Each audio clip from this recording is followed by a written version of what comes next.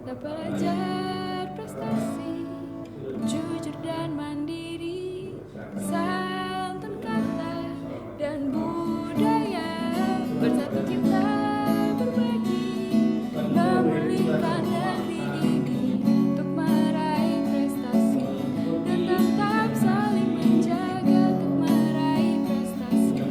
Bangkitlah Indonesia. Disiplin positif yang akan nanti dibawakan oleh Pak Haji Yakharudin Estate selaku calon guru penggerak angkatan 10 Kabupaten Bekasi. Sebelumnya mari kita sama-sama membaca basmalah dari pembukaan. Bismillahirrahmanirrahim. Baik, acara kita lanjutkan dengan sesi 2, yaitu penyampaian materi dari Pak Haji Yakharudin Estate. Waktu dan tempat terpersilakan. Baik, terima kasih Pak Wiro atas pembukaannya hari ini. Bismillahirrahmanirrahim. Assalamualaikum warahmatullahi wabarakatuh. Waalaikumsalam. Baik Bapak, selamat pagi semuanya. Pagi. Alhamdulillahirrahmanirrahim. Ar-Rahmanirrahim. Maliki yaumiddin. Al-Ahya. Suratullahirrahim. Puji syukur marilah kita panjatkan kehadirat Ilahi Rabbi, yang mana hari ini kita diberikan kenikmatan, nikmat iman, nikmat Islam, nikmat sehat, sehingga kita bisa berkumpul di kegiatan hari ini. Salawat berserta salam marilah kita limpah curahkan kepada junjungan kita Kanjeng Nabi Muhammad SAW. Mudah-mudahan kita sebagai umatnya mendapatkan syafaat di yaumil akhir. Allahumma amin. Amin. Izinkan Bapak yang ada pada hari ini, Bapak Guru hebat, saya akan menyampaikan poin-poin tentang budaya positif ya. Bukan berarti di sini saya mengguruin Bapak Ibu ya, karena Bapak menurut saya mungkin lebih tahu dibandingkan saya, tetapi hari ini saya hanya akan mengajak Bapak untuk berdiskusi tentang budaya positif atau diseminasi budaya positif yang ada di sekolah ini. Sebelum kita masuk ke materi, Bapak Ibu, saya akan menanyakan kefokusan Bapak. Ini ada ice breaking Bapak. Silakan Bapak, ini ada ice breaking. Nah, ice breaking ini silakan Bapak tebak apa ini maksudnya. Ada semangka, ada body lotion, ada kerang. Silakan. Ini maksudnya apa Bapak? Apa yo? Iya, ada semangka, ada body lotion, ada kerang. Semangka, semangat. Ayo. Apa Pak? Maksudnya dari gambar di atas, dari gambar di depan. Ada hand body, ada kerang. Semangka bekerja. Ayo. Waduh, Bapak masih bingung ya? Bapak masih bingung. Nah, ini tebak gambar Bapak. Ayo. Bapak masih bingung nih. Kayaknya. Apa ini Pak?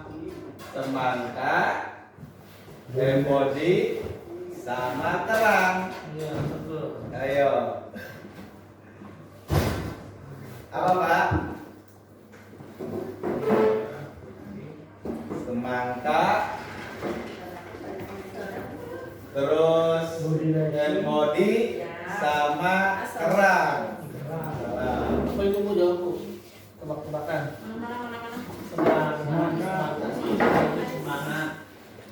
Semangat. Oh, ini yang dihilangin tuh EANG Ya, nya. EANG-nya dihilangkan.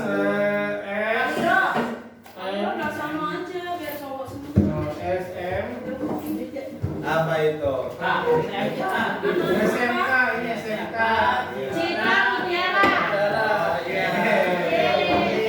Berarti Bapak dan Ibu sudah mulai fokus nih ya.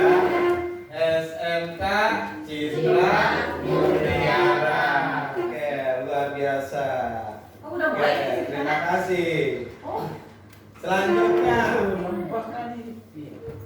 Ice breaking yang kedua, ada buaya, ada tespek. Maksudnya apa ini? Ini apa kok? Ya, Wah. budaya positif. Oh Budaya iya.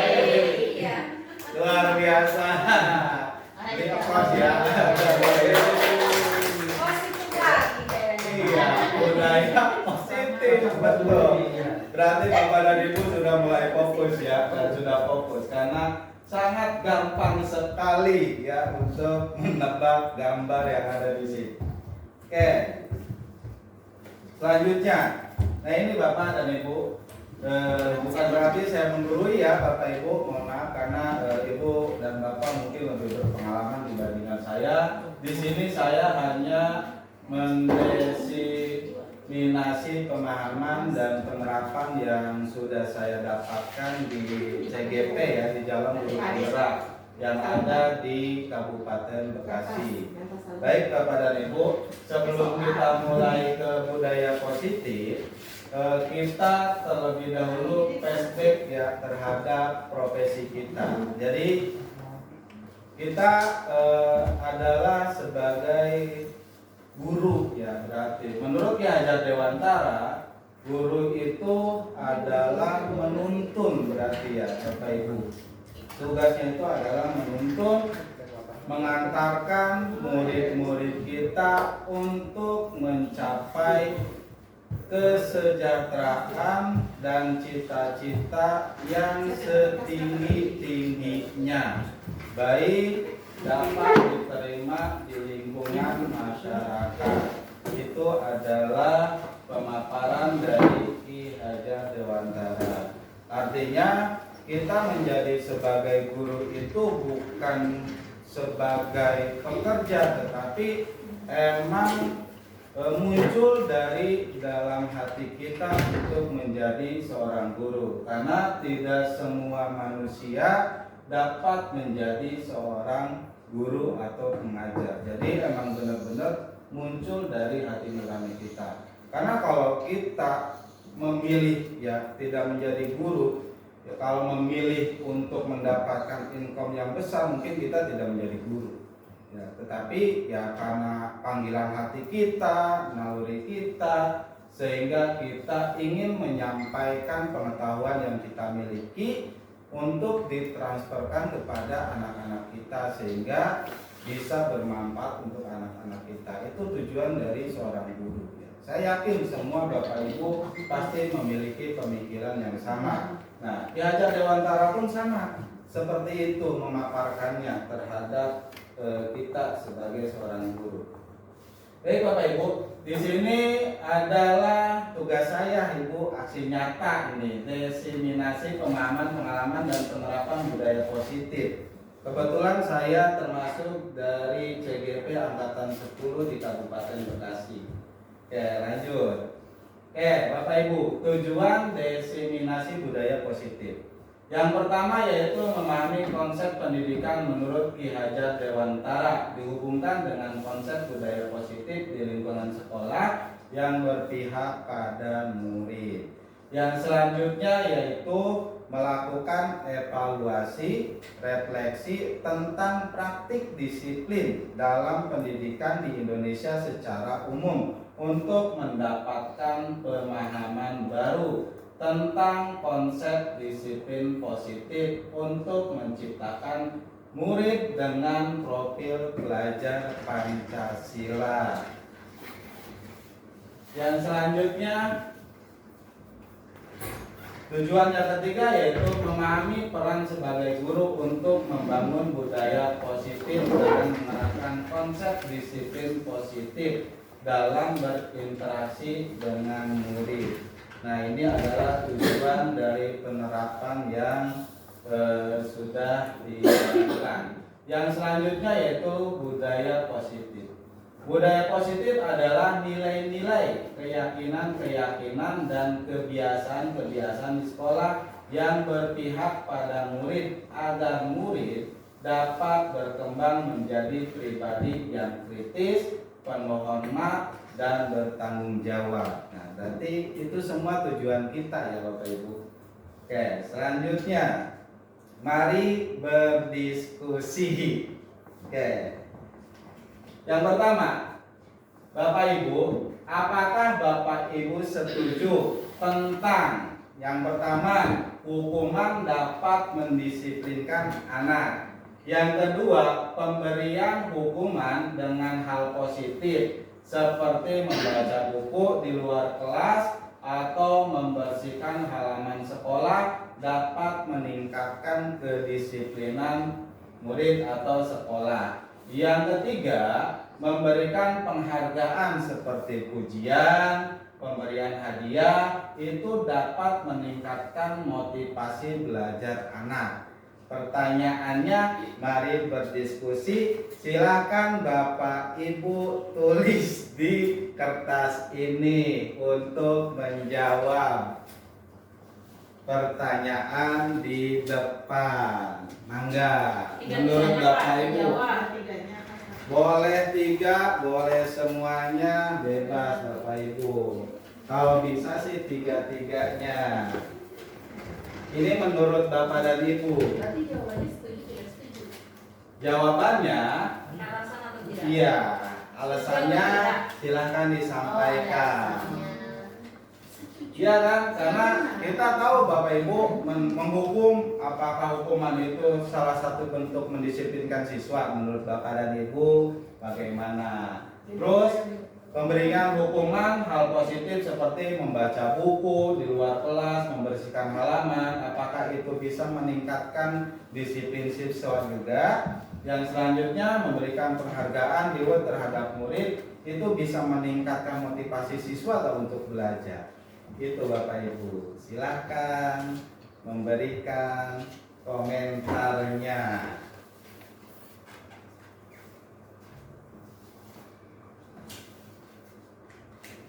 Pak Budi belum. Iya, Pak Budi juga ngisi dong. Harus kasih pendapat lah Pak Budi.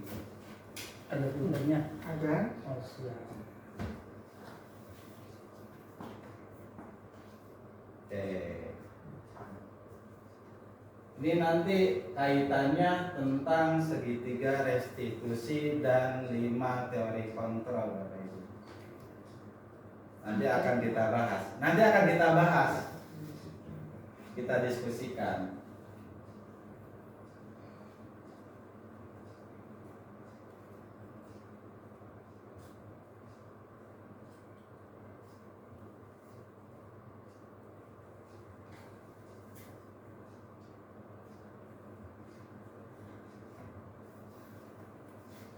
Ditulis Bu.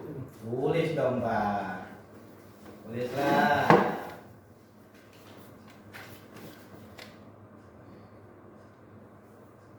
Tadi sudah? Sini ya belum. Mau saya tempelkan nanti.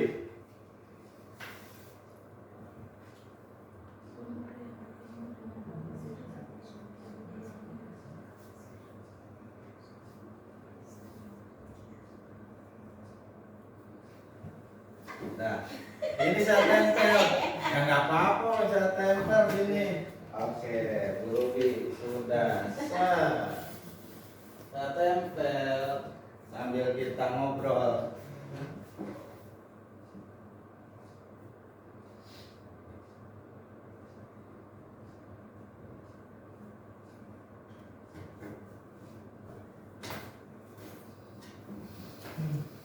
Udah. Oke, siap.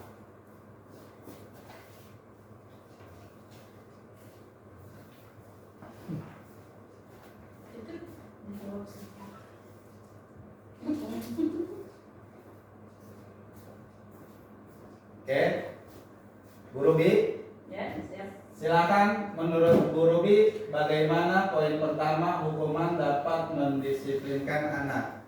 Bagaimana menurut Bu Ruby?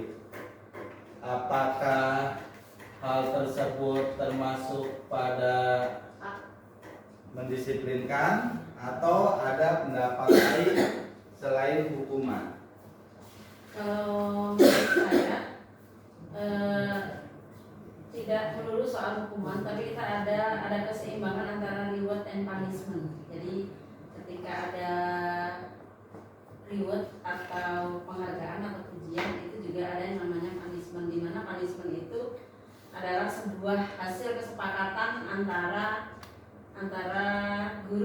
siswa, sehingga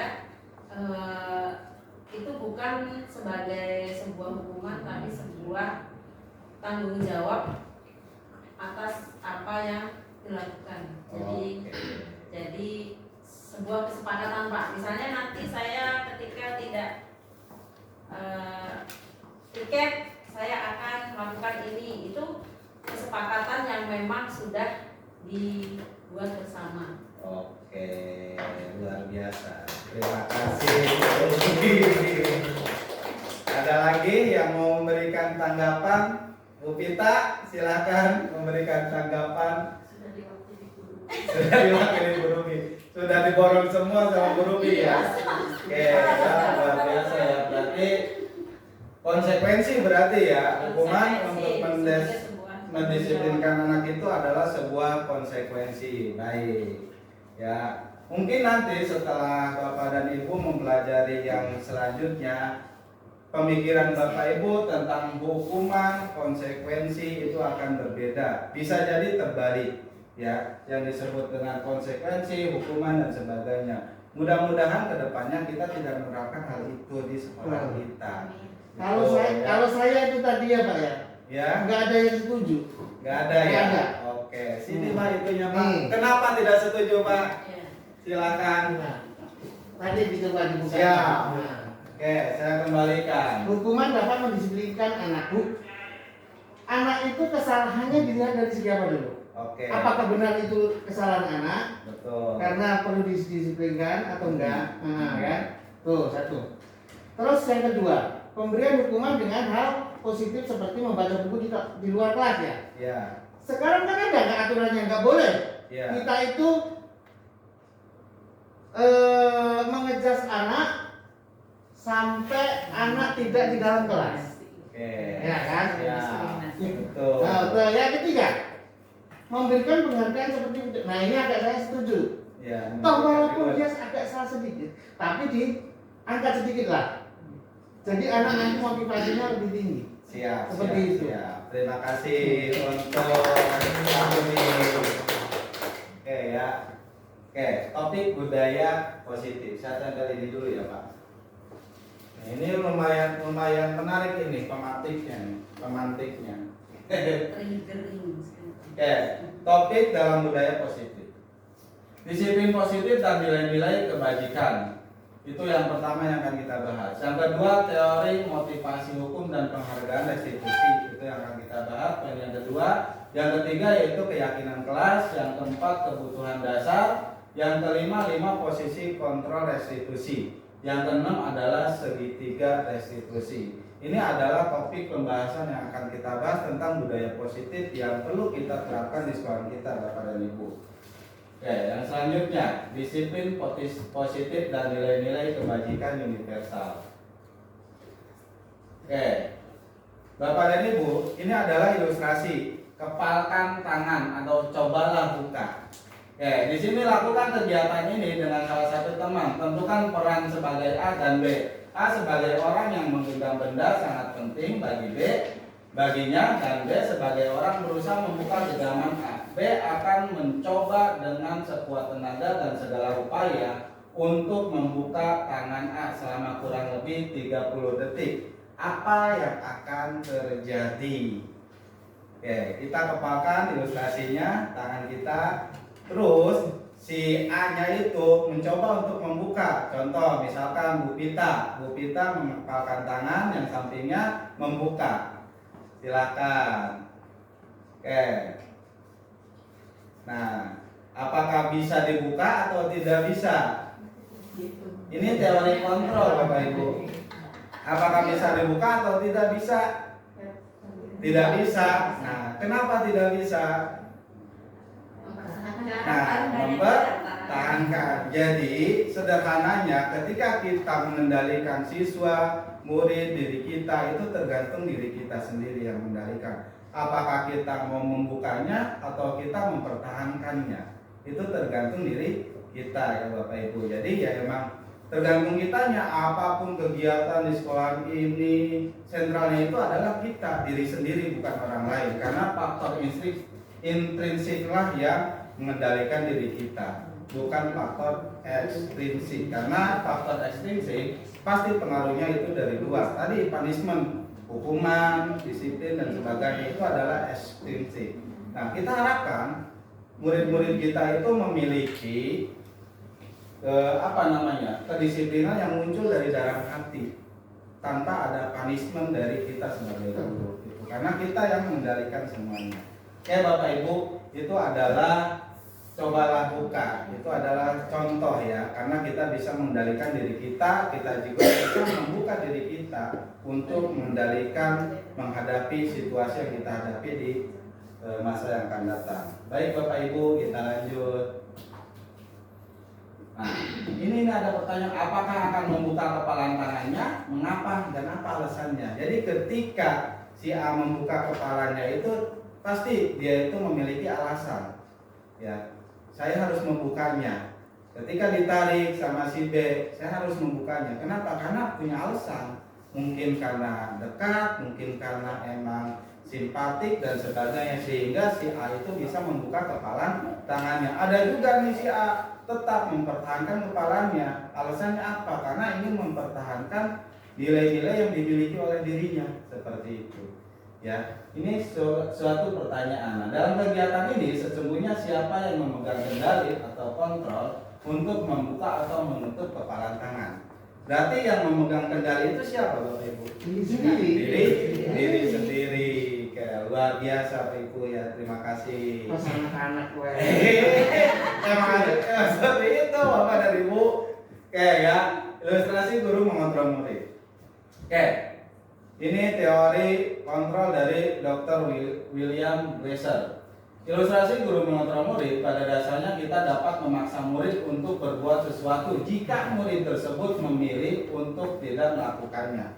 Jadi kita bisa memaksa murid tersebut, ayo kita lakukan itu, ayo kamu lakukan ini. Sebenarnya kita bisa, ya Bapak Ibu, tetapi hal itu sebenarnya tidak diperbolehkan.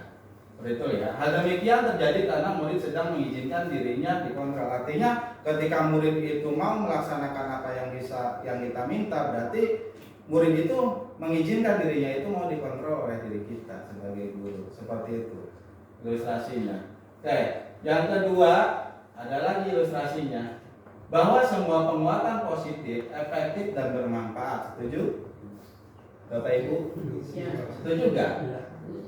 Bahwa semua penguatan positif, efektif dan bermanfaat itu pasti. Ya. Karena hal yang positif, penguatan positif, budaya positif itu pasti bermanfaat dan efektif untuk murid-murid kita. Usaha dilakukan guru untuk mempengaruhi murid agar murid melakukan perilaku yang baik. Dalam jangka waktu tertentu murid akan menyadarinya dan mungkin murid akan menolak rujukan kita, serta bisa jadi murid tergantung pada pendapat guru untuk berusaha. Terjadi gak di kita ini hal seperti itu? Jadi murid itu baiknya itu hanya di depan guru A, di guru B itu berubah. Terus mau berusahanya itu ketika diperintah guru A, ketika diperintah sama guru B dia tidak melaksanakan. Dan itu terjadi sama murid-murid kita. Dan ini ada nilai positifnya tetapi kurang baik untuk muridnya, karena dia butuh figur seseorang untuk mengantarkan dirinya melakukan budaya positif. Kalau gurunya atau orangnya tidak ada, maka dia akan kembali menjadi sosok yang tidak memiliki budaya tersebut. Seperti itu. Jadi hanya ada figur tersebut, baru anak itu bisa melakukan budaya positif untuk dirinya. Dan selanjutnya, ilustrasi bahwa kritik dan membuat orang yang merasa bersalah dapat menguatkan karakter. Menggunakan kritik dan rasa bersalah untuk mengontrol murid menuju pada identitas gagal. Guru cukup menggunakan suara harus untuk menyampaikan pesan negatif. Terjadi gak? Terjadi gak? Di kita. Kadang terjadi, kadang tidak. Kadang terjadi, kadang tidak ya. Tetapi hal ini biasanya terjadi. Iya. Ya, pasti ada. Kenapa? Jadi membuat rasa bersalah siswa. Hei, kamu kenapa kesiangan? Contohnya gitu.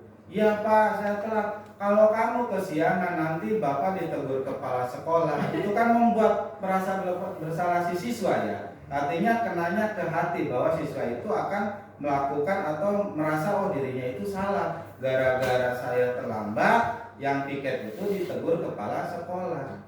Tuh ya Bu, itu sama Bu. Jadi tidak efektif untuk siswa ketika kita melakukan hal itu.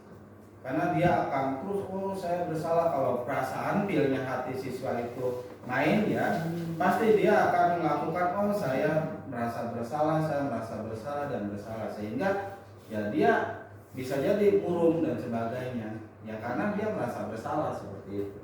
Ilustrasi yang keempat, ilusi bahwa orang dewasa memiliki hak untuk memaksa. Banyak orang dewasa percaya bahwa mereka memiliki tanggung jawab untuk membuat murid-murid melakukan hal-hal tertentu positif. Pada saat itu pula orang dewasa akan menyadari bahwa perilaku memaksa tidak akan efektif untuk jangka waktu yang panjang. Jadi maksa kita tuh, woi kamu, woi ini gitu ya Bu ya. Capek sendiri. Ya, satu capek sendiri, dua ternyata hal seperti itu tidak efektif, tidak merubah budaya positif yang dimiliki oleh siswa tersebut. Tuh ya. Jadi siswa itu malah merasa takut, ciun bahasa kita mah. Takut sama guru itu karena galak, ciun dan sebagainya. Ya karena apa ya? Karena kita memaksa anak tersebut untuk disiplin. Ternyata hal itu kurang bagus juga Ibu ketika diterapkan di sekolah. Yang terakhir, stimulus. Nah, bagaimana seseorang bisa berubah dari paradigma stimulus respon kepada pendekatan teori kontrol? Di sini, contohnya respon realita kebutuhan kita sama, berarti berbalik, realita kebutuhan kita itu berbeda. Jadi, oh kita tujuannya sama, padahal tujuan kita itu berbeda. Seperti itu. Ini yang dimiliki oleh kita untuk menghadapi sebuah murid atau semua murid yang ada di sekolah kita. Jadi kita berbalik. Yang tadinya perilaku buruk dilihat sebagai suatu kesalahan. Semua perilaku memiliki tujuan.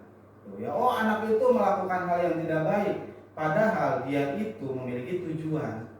Ya, entah tujuan kesenangan, entah tujuan kasih sayang, ya, entah tujuan perhatian. Jadi tidak semua siswa melakukan hal-hal yang negatif itu tidak baik buat dirinya. Kenapa? Karena dia memiliki tujuan, ingin kebahagiaan dan sebagainya. Tuh berarti kita berbalik melihat kondisi siswa. Ketika siswa itu melakukan kesalahan, ya kita harus tanya dulu tujuannya apa. Seperti itu. Mengapa kamu melakukan hal itu? Berarti dia memiliki kekurangan, bisa dari perhatian, kasih sayang dan sebagainya. Seperti itu penanganannya terhadap siswa kita. Ini sederhana Bapak Ibu ya. Sebenarnya dan Bapak Ibu udah luar biasa mungkin ya.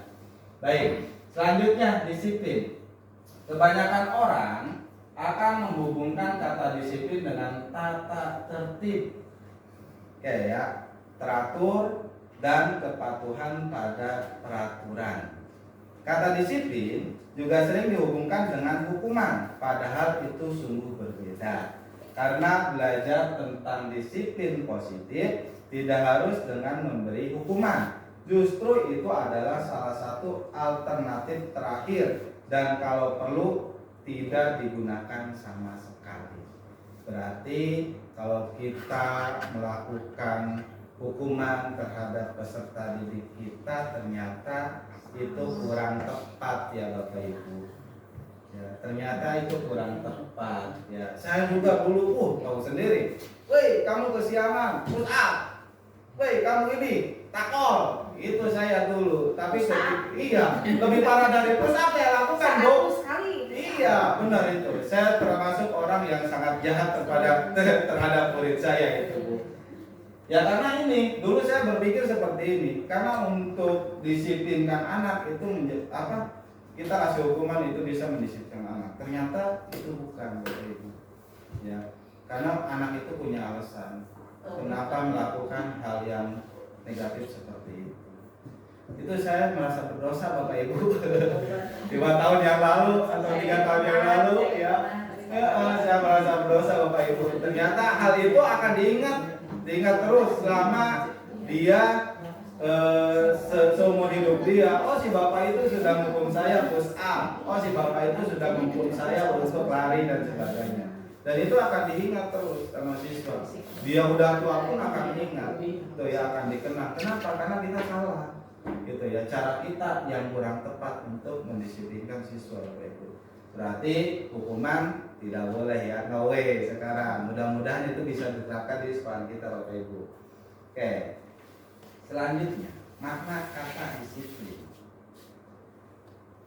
Bapak pendidikan kita Ki Hajar Dewantara menyatakan bahwa sungguh pun disiplin itu bersifat self disiplin. Self disiplin. Saya bahasa Inggrisnya kurang bisa ini ngomongnya gimana ya? Self gitu ya, self disiplin.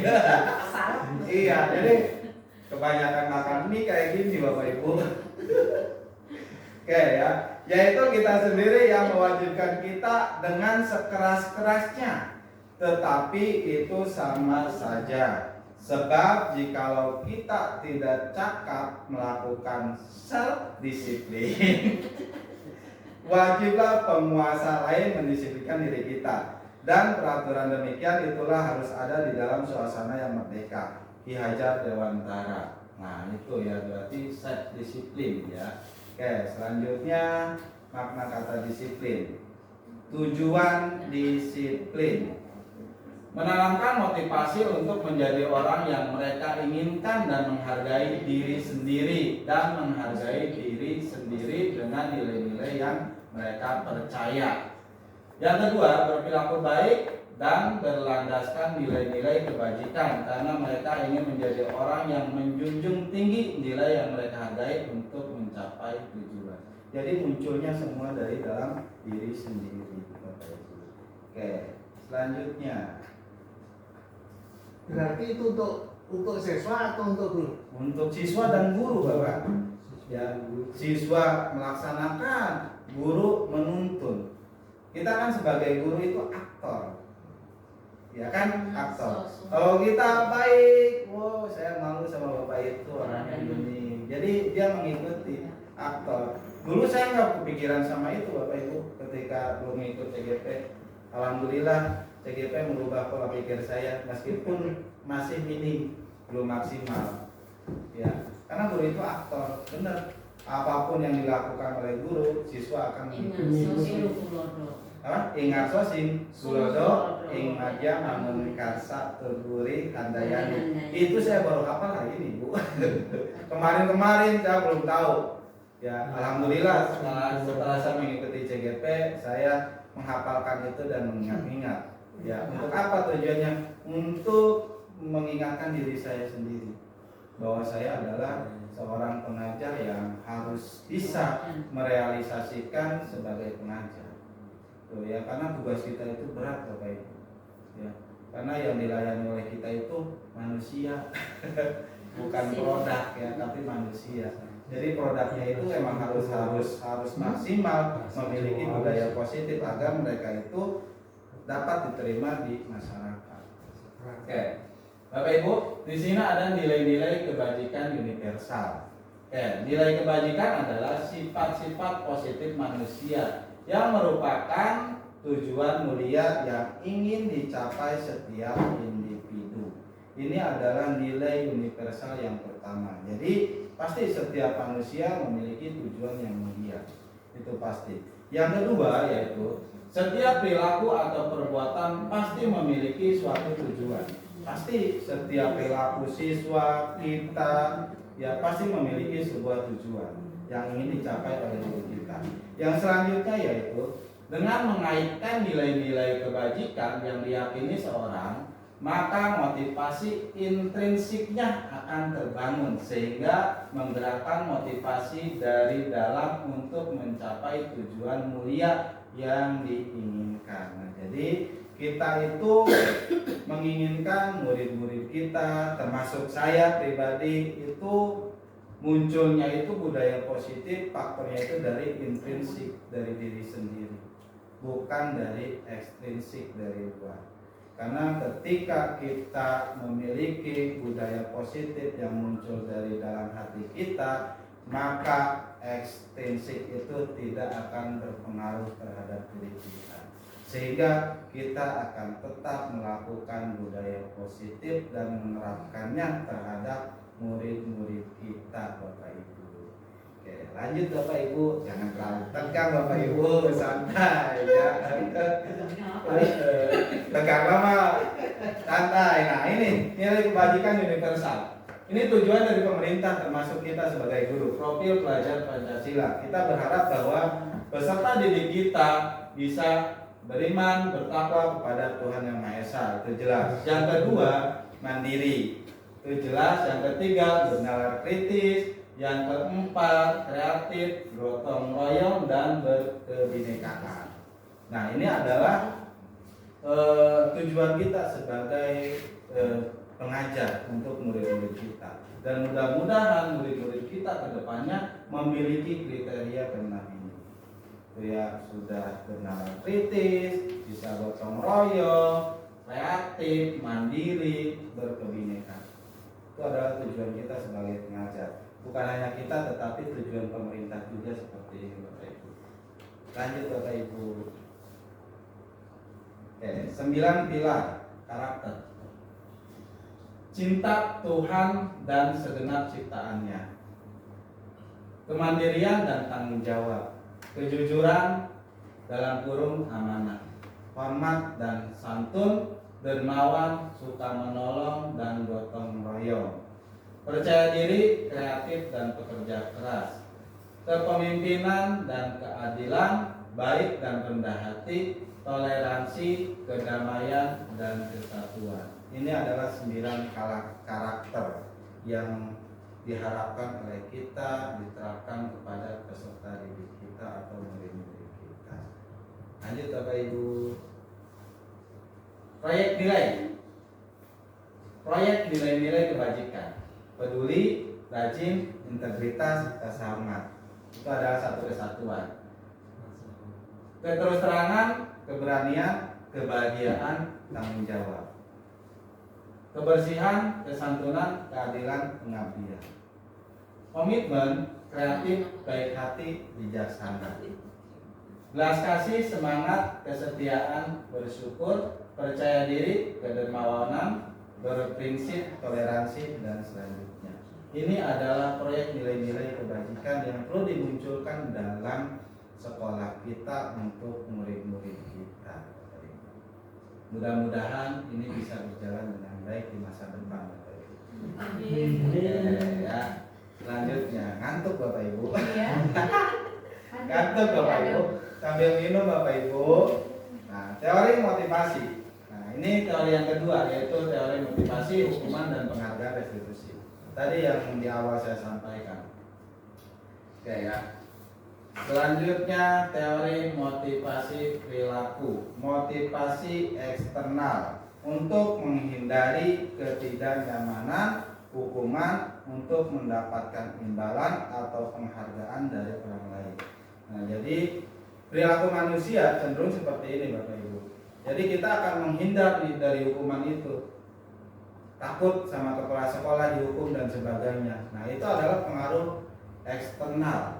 Motivasi eksternal. Jadi kita itu berubah ya karena kita merasa takut dihukum, takut ini, takut itu, takut ditegur kepala sekolah dan sebagainya. Sehingga hukuman itu yang merubah diri kita untuk menjadi lebih baik lagi. Nah, ini yang dimaksud dengan faktor atau motivasi eksternal.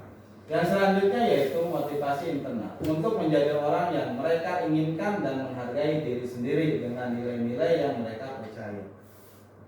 Ini tidak ada faktor eksternalnya, jadi emang munculnya dari dalam diri kita sendiri Bapak Ibu. Ya, kita ingin merubah, kita ingin bergerak, menggerakkan orang lain, itu tergantung dari diri sendiri. Munculnya dari dalam hati kita untuk memberikan motivasi terhadap diri kita agar kita menjadi guru pengajar yang lebih baik lagi dari sebelumnya. Seperti itu Bapak Ibu. Selanjutnya, ini coba pikirkan. Pernahkah Anda berada dalam sebuah situasi di mana Anda sengaja melakukan sesuatu yang menyakitkan bagi Anda, bahkan bertabrakan dengan penghargaan dari orang lain? Mengapa Anda tetap melakukannya? Oke. Pertanyaan lagi, apakah itu sudah terjadi sama Bapak Ibu?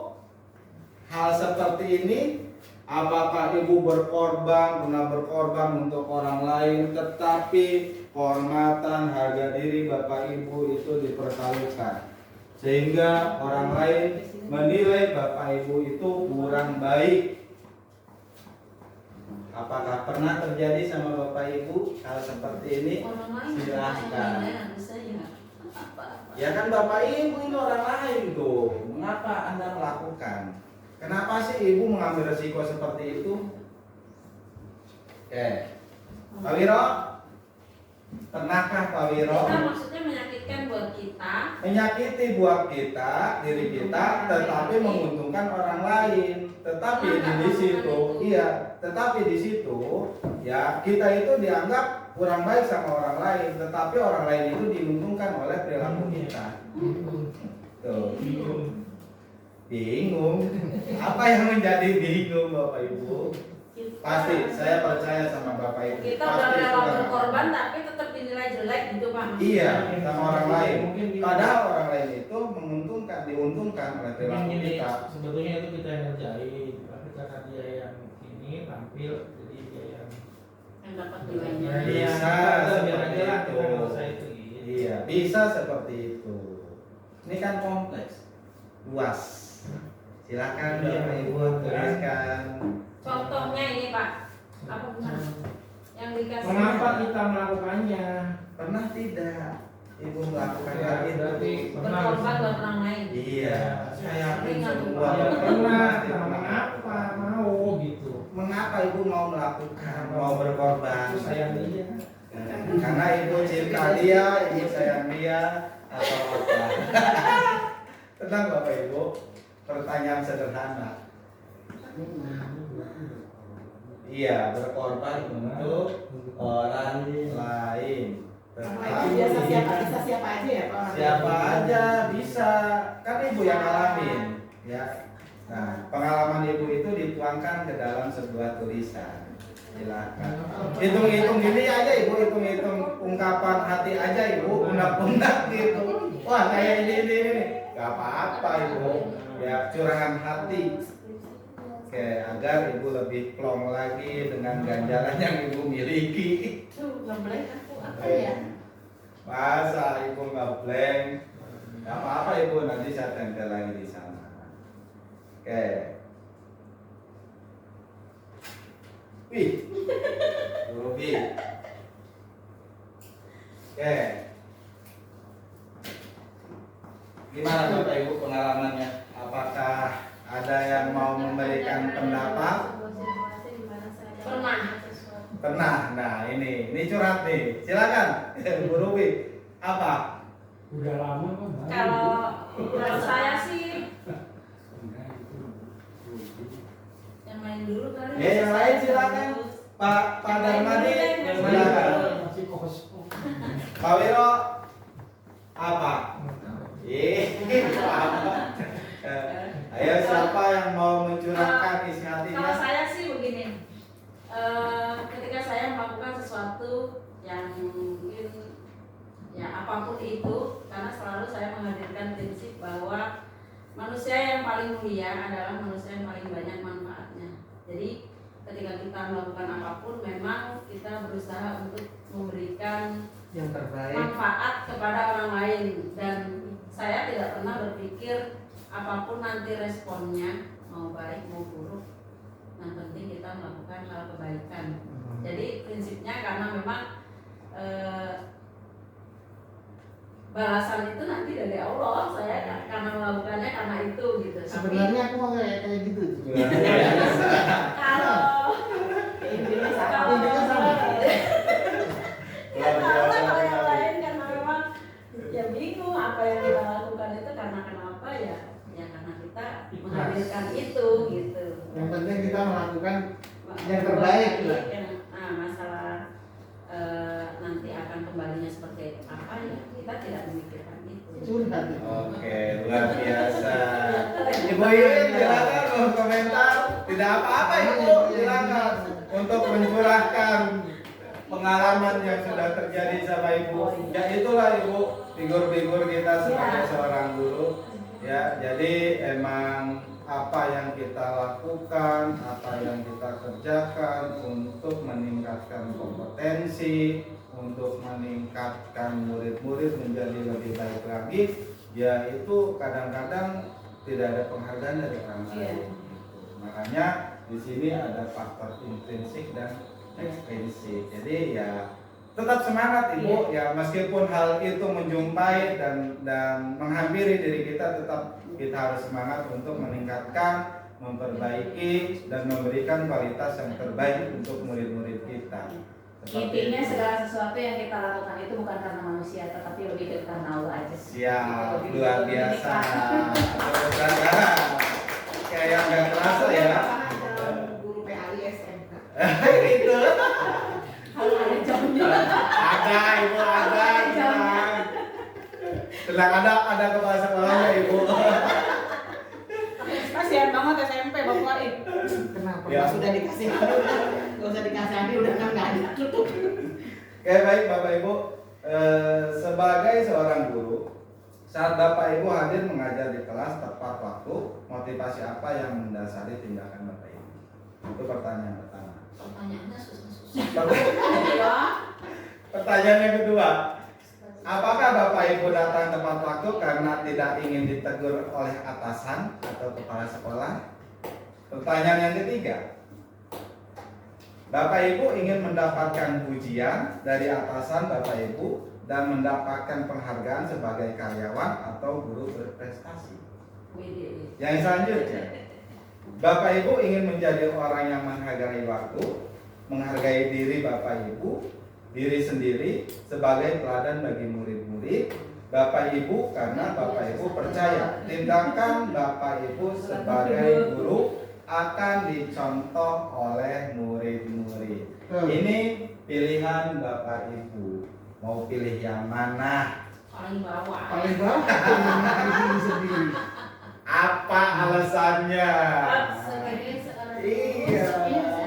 Hah? Oh, masih ada. Iya. Ada, masih ada. Iya, nggak apa-apa Ibu. Tulis. Tinggal dipilih Bapak Ibu. Ibu itu masuknya kemana kriterianya? Motivasi apakah yang mendasari tindakan Bapak itu pada maksud lebih Tindakan uji. Iya. Yang mana? Ibu pilihannya. Kita itu berada di mana? apakah Bapak itu datang tepat waktu kadang-kadang Iya. tidak ingin ditegur oleh Bapak. Saya malah giliran tadi kepala sekolah nggak tahu. Oh, nggak ada ya? Kesiangan aja ditegur. Kepala sekolahnya kesiangan ya Bu ya. Aduh. Ini dijawab semuanya. Enggak, satu aja pilih. Pilih. Kita termasuk kemana atau kita menginginkan hal apa? Seperti itu. Saya adanya aja. Iya. Kalau kebiasaan lambat gimana Pak? Padahal saya kalau bangun di jam 4. Bangun jam 4. Tapi ke sekolahnya siang. Ke Kalau sekolahnya berangkat juga. tuh kebiasaan. Nah, kenapa itu? Terlambat terus. Iya, kenapa Bapak? Nggak tahu sih itu Bapak saya susah. Pasti Bapak tahu tujuan dan alasan Bapak. Karena tadi sudah dibahas. Pasti setiap perilaku memiliki tujuan. Dan tanggung jawab. Nah, Bapak pun memiliki tujuan kenapa Bapak datang terlambat. Seperti itu. Oke. Kita simpan jawabannya dari Bapak dan Ibu. Set. Oke, idealnya pasti Ibu yang keempat. Iya, idealnya pasti yang keempat. Keinginan kita itu. Pak, satu lagi Pak. Tadi idealnya itu yang keempat, yaitu menghargai diri, Bapak itu sebagai teladan bagi Nah, ini yang murid. tadi. Itu harapan. Mana sih nanti saya tempel Pak?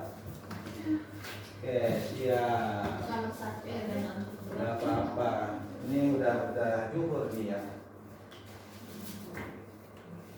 Oh, biar kita. Nah, ini biar buat pernyataan saya ingin menjadi orang yang menghargai waktu. Soalnya saya jam 4 Bu. Kalau berangkat pasti terlambat. Bangun Jam 7 dari rumah. jam 4 itu bangun Pepsi atau memang udah Bangun, Lihat udah HP. kebiasaan bangun, kan HP terus sholat subuh, habis sholat subuh, HP lah.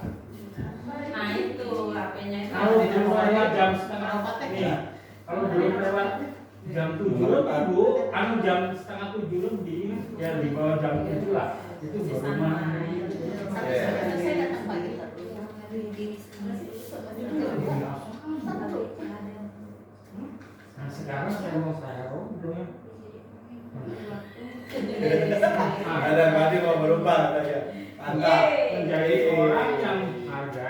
Mantap. Amin, amin, amin. Lanjut ya Bapak Ibu. Baca dong. Hukuman atau konsekuensi? Ini pilihan. Sure kak. Ya. IPA kurang menguasai pelajaran matematika, sehingga pada saat pelajaran tersebut berlangsung dia lebih banyak berdiam diri atau menggambar di buku pelajaran. Pada saat guru matematikanya Pak Seno menanyakan pertanyaan, IPA menjadi gugup dan tidak sengaja menjatuhkan tasnya dari kursi, serta tiba-tiba menjadi gagap pada saat guru payah menjawab. Seluruh kelas pun tertawa melihat perilaku IPA yang bicara tergagap dan terkejut tersebut. Pak Seno pada saat itu membiarkan teman-teman IPA menertawakan IPA yang tergagap dan malu luar biasa, dan malahan minta IPA untuk maju ke depan dan berdiri di depan kelas sambil menunjuk hidungnya karena tidak bisa menjawab pertanyaan Pak Seno. Kelas makin gaduh dan anak-anak pun tertawa melihat IPA di depan kelas memegang ujung hidungnya. Oke, ini termasuk hukuman atau konsekuensi? Hukuman. Hukuman itu mah. Hukuman ya, berarti ada punishment-nya ya, setuju Iya. berarti ya. Oke, ya karena memberikan justice terhadap orang itu, terhadap murid ya pasti akan berakibat yang kurang baik. Apakah Anda setuju dengan tindakan Pak Seno terhadap IPA? Contoh Tidak. tidak setuju. Tidak. Tidak setuju. Kenapa Ibu Iin tidak setuju? Ayo. Kenapa tidak setuju kan gitu?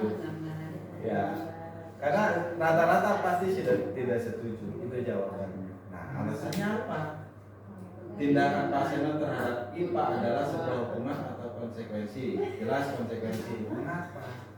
Jelas hukuman. Mengapa?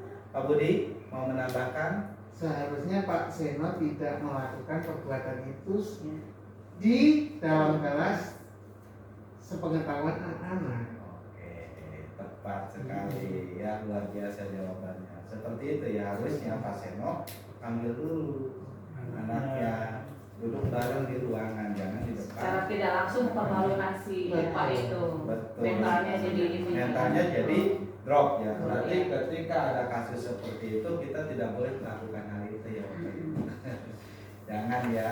Sekarang mah tahan gitu Bapak Ibu. Soalnya kalau yang mentalnya itu cepat drop itu kan saya punya pengalaman kayak praktek gitu. Bu, saya nanti jangan di absen ya. Iya. Gitu.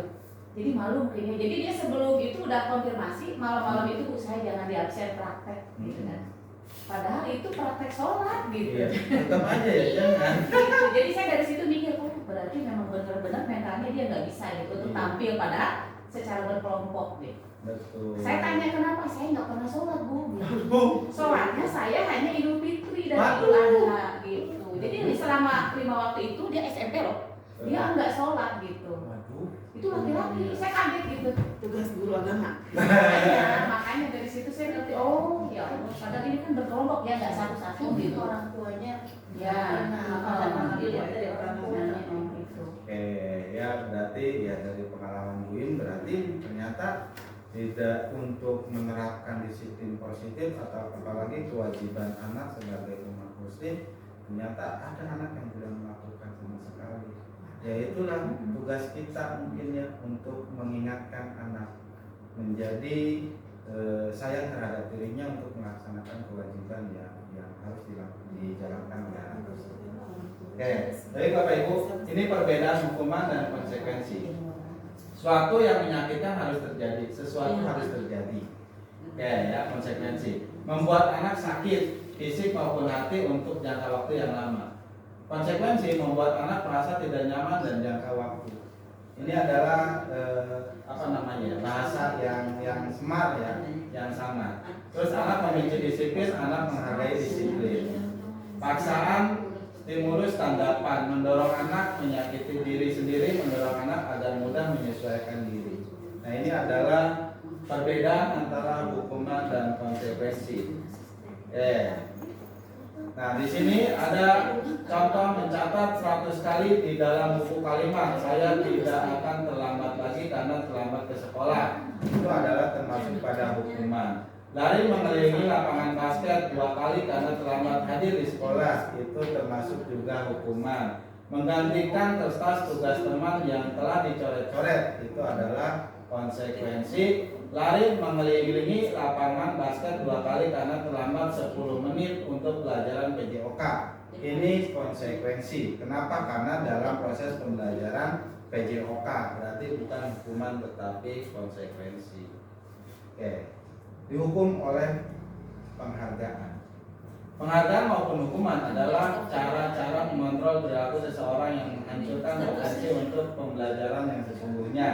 Tindakan belajar itu sendiri adalah penghargaan sesungguhnya. Tindakan memberi penghargaan nilainya sama dengan menghukum seseorang. Lanjut. Nah, ini adalah identitas hukum, identitas gagal, hukuman, identitas disiplin, konsekuensi, dan restitusi.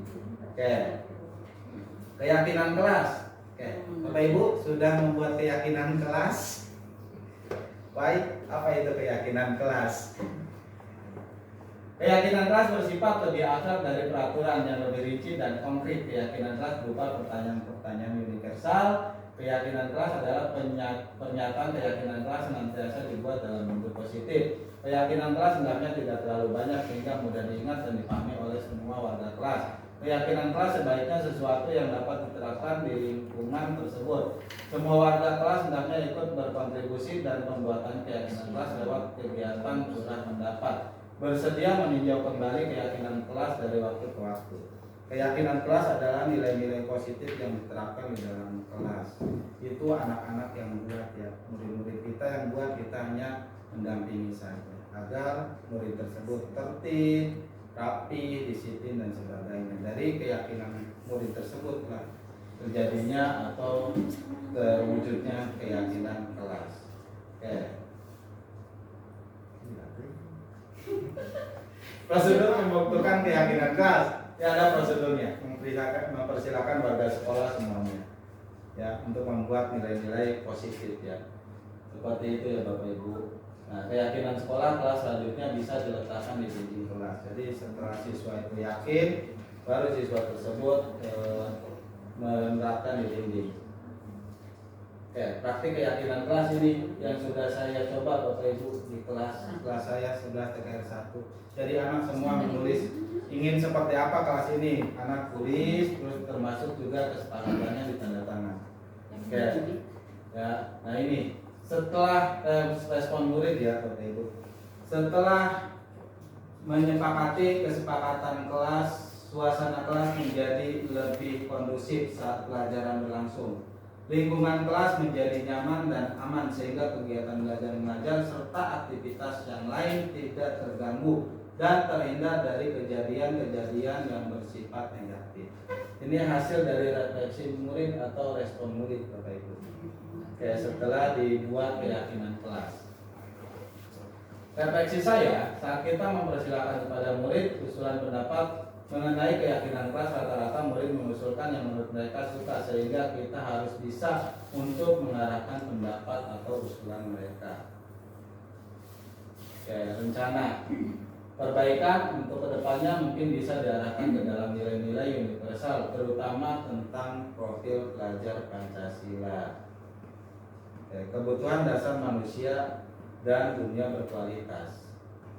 Oke, ini ya kebutuhan kita manusia. Ada 5, bertahan hidup, terus kebebasan, kesenangan, penguasaan, kasih sayang, dan rasa diterima. Ini adalah 5 teori kebutuhan dasar manusia. Ini video tuh amat kita lewat. Iya, teori kontrol nih. Ada lagi video. Skip. Oke ya, karena sudah panjang. 5 posisi kontrol. Di sini ada penghukum, pembuat rasa bersalah, teman, pemantau, dan manajer. Jadi ada 5 posisi kontrol yang perlu kita ketahui.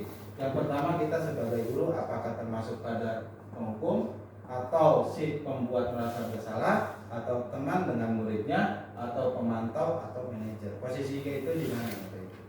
Tuh ya, ini adalah teori kontrol.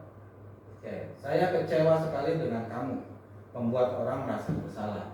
Kamu tidak pernah benar-benar melakukannya. Itu penghukum. Ayo lakukan demi ibu bapak. Itu teman. Apa kamu mau mendapatkan stiker bintang hari ini? Itu adalah pemantau.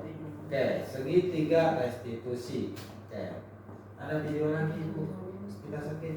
Oke, segitiga restitusi ini ibu. Ya, validasi kebutuhan, menanyakan keyakinan kelas, menstabilkan. Ini adalah segitiga restitusi. Jadi hal ini yang perlu kita terapkan untuk diri kita terhadap murid. Yang pertama yaitu ketika murid melakukan kesalahan, kita harus validasi terlebih dahulu. Kenapa murid tersebut melakukan kesalahan? Yang kedua yaitu kita menstabilkan identitas murid tersebut. Biar murid itu, kalau ada murid yang berantem ya kita panggil, kita gunakan restitusi segitiga. Kenapa kamu berantem? Apa tujuannya dan sebagainya. Sehingga anak itu emang mengakui kesalahan dan dia akan melakukan nilai-nilai positif atau budaya positif yang ada di sekolah kita. Ini bisa kita terapkan Bapak Ibu. Dan kemarin alhamdulillah sudah saya terapkan. Ini videonya lama, jadi saya skip ya. Ini Martin, ini segitiga restitusi anak saya ketika anak saya melakukan kesalahan. Oke.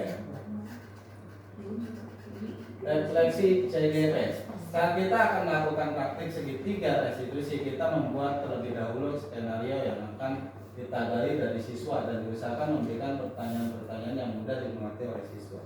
Jadi kita harus bertanya kepada siswa itu pertanyaan yang sangat mudah. Yang selanjutnya itu rencana perbaikan. Untuk kedepannya mungkin saya akan menyiapkan skenario dan pertanyaan yang mudah dimengerti oleh anak-anak, menggali lagi lebih dalam cara pemecahan masalahnya. Oke, refleksi. Hal baru apa yang mengubah paradigma saya? Yang saya dapatkan, perasaan apa yang muncul selama mengikuti diseminasi ini, khususnya mengenai makna disiplin dan motivasi intrinsik, peran Among seperti apakah yang saya telah lakukan selama mengikuti diseminasi ini. Saya akan menjadi Among yang seperti apa setelah mengikuti diseminasi ini.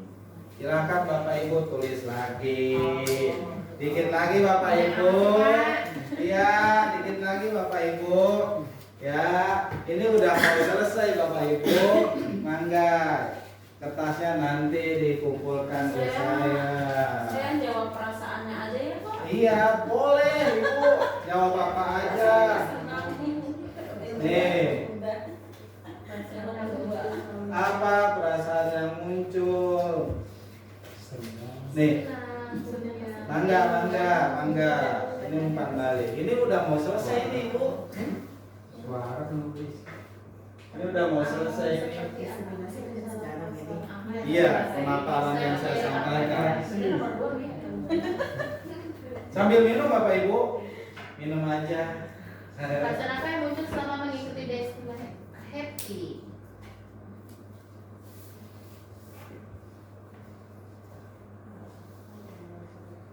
Diperbesar sih Pak tulisannya. Enggak kelihatan Pak. Apa ya? Waduh. Gak kelihatan ya Pak ya. Hal baru apa yang mengubah paradigma yang saya dapatkan? Nomor 1. Nomor 2, perasaan apa yang muncul selama mengikuti diseminasi ini, khususnya mengenai makna disiplin dan motivasi intrinsik. Ya, yang ketiga, peran Among seperti apakah yang saya telah lakukan selama mengikuti diseminasi ini. Yang selanjutnya saya akan menjadi Among yang seperti apakah setelah mengikuti diseminasi ini. Oke, sekarang giliran Ibu Pita sama Bu Ristin yang memberikan pendapat. Mangga. Aku sariawan apa sih? Nah, mana lagi? Urusannya anakku nggak dikasih. Ya. Silakan. Bagaimana pendapat Bu Pita setelah mengikuti diseminasi hari ini? Apa pendapatnya?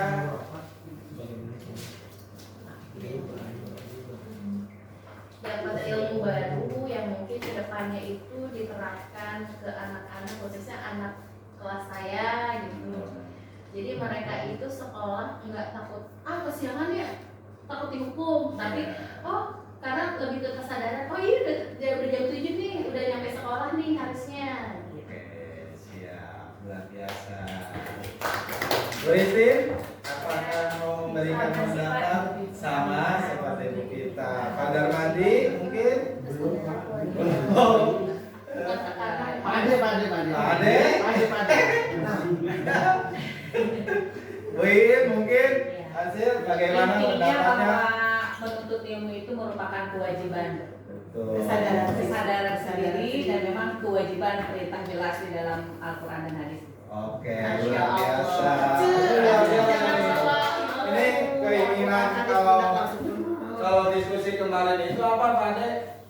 Ya berkabir katanya Pak Ade. Itu semua mencakup itu. Pak Ade bilang berkabir. Karena berkabir itu memiliki singkatan. Berdisiplin, religius, luar biasa. Itu surat dari Pak Ade. Makanya kalau setuju, nah nanti ditulis dari semboyan kita itu berkabir di sekolah kita itu. Berdisiplin, religius, apalagi Pak Ade kemarin kreatif, inovatif, itu ada kepanjangannya berkabir Bu. Makanya kalau bisa di kepala sekolah setuju, nggak apa-apa kita tulis simbol berkabir, tapi ada Berkabir dan berkobar. berkabir dan berkobar. Kobar apa nih kepanjangannya? Maksudnya Kolaborasi Pak. untuk menambah apa ya? Mungkin semangat seperti itu. Oke, ya berarti luar biasa ya. Berarti berkabir dan berkobar. Bisa jadi semboyan, enggak? Jadi tanpa disadari bahwa jiwa kita itu akan muncul, semangat itu akan muncul, ya. Muncul lagi kembali ke 20 tahun yang lalu berarti ya. Kita semangat lagi, ya. Luar biasa Bapak Ibu. Oke. Nah, ini budaya positif sudah saya terapkan di kelas saya. Alhamdulillah yang tadinya saya galak, yang tadinya saya anak-anak itu menilai saya tuh, Pak Adi mah galak. Ini itu jadi kategorinya bersih sih. Ya, Alhamdulillah. Ini kaset gue lagi kebetulan ya Bu ya. Iya, seperti itu ya. Saya lihat kalau di posting itu Pak, kalau lagi Bagus ya. Bagus. Oke. Terima kasih Bapak Ibu guru hebat semuanya. Dan semuanya dari perilaku yang menjadi suatu kebiasaan. Mudah-mudahan kedepannya kita semua bisa menerapkan budaya positif untuk diri kita dan murid-murid kita sehingga kita terbiasa melakukan kegiatan yang positif. Oke, refleksi pembelajaran untuk hari ini dari siapa pendapatnya Pak Wiro? Silakan. Yang SMP. Enggak, Pak Wiro, refleksi pembelajarannya. Terima kasih Pak Adi, Bapak Ibu. Kelas yang Kita menyampaikan refleksi hari ini bahwa budaya positif itu lahir dari perilaku yang menjadi kebiasaan, dimana kita lebih cenderung harus memunculkan motivasi intrinsik atau motivasi internal daripada mengandalkan motivasi eksternal seperti lingkungan atau pekerjaan. Tapi lebih memilih motivasi internal awet atau terus terjaga. Dan yang kedua, kita harus memilih posisi sebagai manajer ya, daripada memilih posisi sebagai hukum, pengangsal, teman atau pembuat masalah. Dimana manajer ini membuat kita menjadi orang yang bijak dalam memahami masalah-masalah dari pabrik. Pabrik bisa memberikan penjelasan dan bisa berubah secara lebih permanen daripada kita memberikan hukuman dengan menggunakan metode pendidikan restitusi. Demikian dari saya, Waalaikumsalam warahmatullahi wabarakatuh. Terima kasih Bapak Ibu waktunya ini. Mudah-mudahan kita selalu melakukan pergerakan, melakukan perubahan untuk menjadi orang yang lebih baik lagi, sehingga murid-murid kita ilmu dan melakukan positif dan bisa diterapkan di sekolah kita. SMK kita bersiara. Hidup. Terima kasih. Assalamualaikum warahmatullahi wabarakatuh.